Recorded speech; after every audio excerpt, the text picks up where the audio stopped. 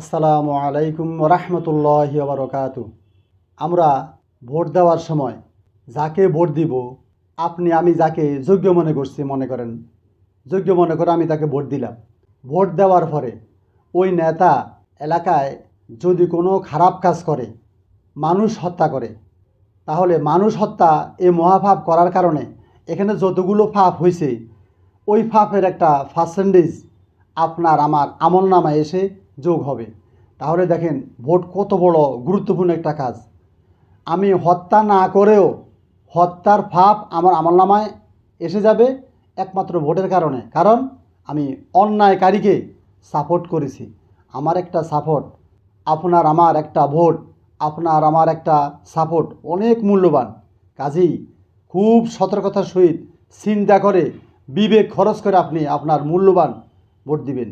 আসসালামু আলাইকুম রহমতুল্লাহি ওয়া বারাকাতুহু।